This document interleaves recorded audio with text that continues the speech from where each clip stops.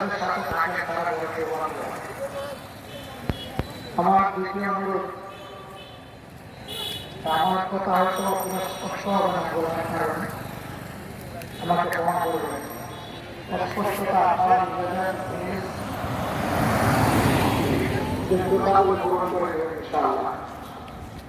আজকের এই মঞ্চে দাঁড়িয়ে আমার আগে যে সমস্ত সহকর্মীবৃন্দ এই এলাকার শিশু সন্তানদেরকে স্মরণ করেছেন, আমিও গভীর শ্রদ্ধার সাথে তাদের সক্রিয় নেওয়ার শিশু হয়েছিলেন।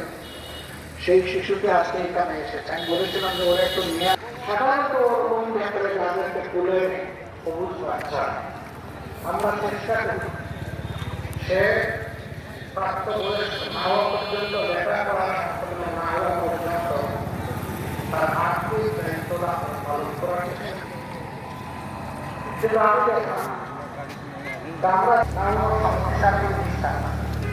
আমি এখানে তার জিজ্ঞেস করলাম, ওই দায়িত্ব নেওয়ার পর প্রতি মাসে তারা আমাদের বলবেন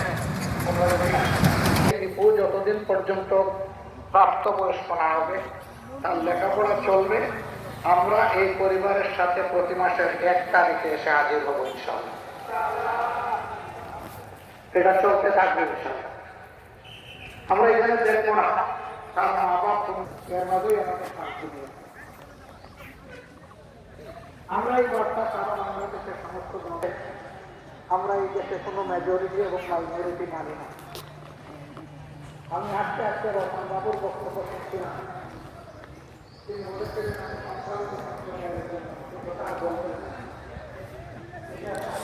এখানে অনেক গাড়ি পার্কিং রয়েছে। এটা মাদ্রাসা মসজিদের রাস্তা।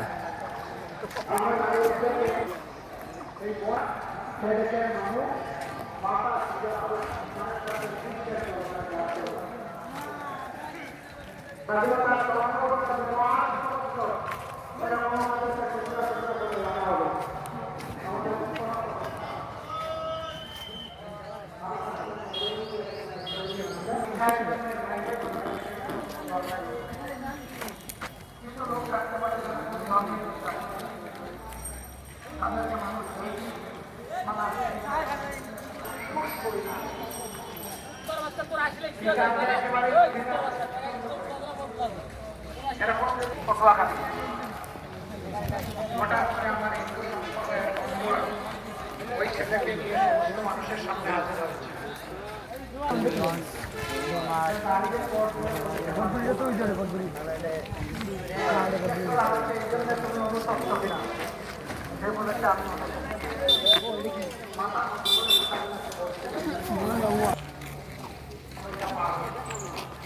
রাস্তা যায় মেরা খারাপ যায় বিনিয়ে রাখবো। চলো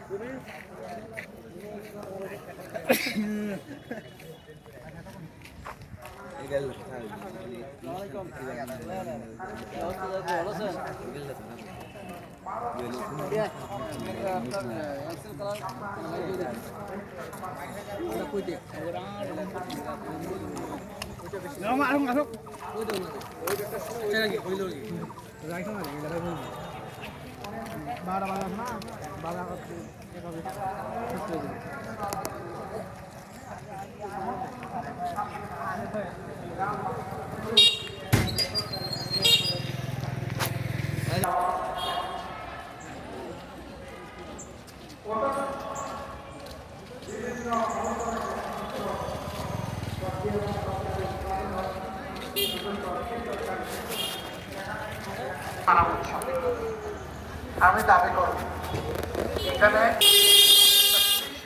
সাধারণ খাওয়া দিবে, তবে আমার একটা গোলা আল্লাহ তাআলা দিয়ে দামি হবে আমার নাম, এবং দাবি আর উত্থাপন করতে হবে।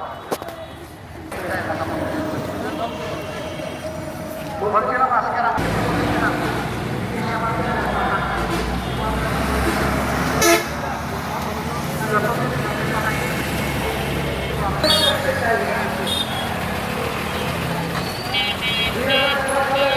অক্টোবর থেকে 2025 সালের 5ই আগস্ট পর্যন্ত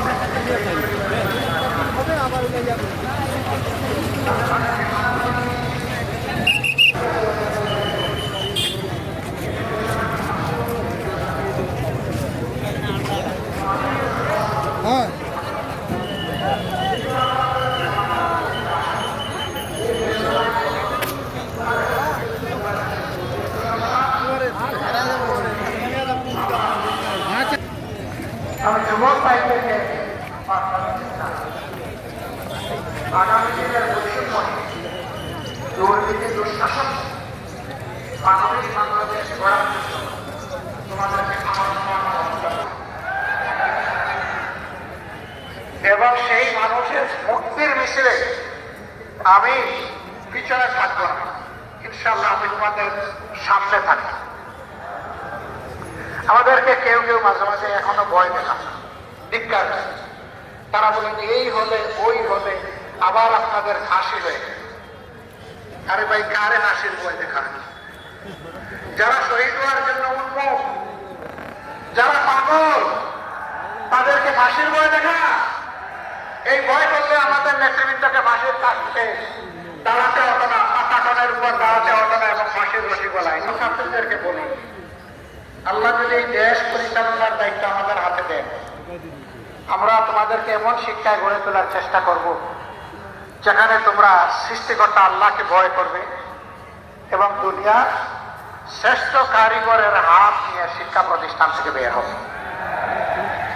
একদিনের জন্য বেকারত্বের অভিশাপের বোঝা তোমাদেরকে বহন করতে হবে না। শিক্ষার সার্টিফিকেট আসবে হাতে, সেই সাথে কাজেরও অফার লেটার আসবে তোমার হাতে। এরকম একটা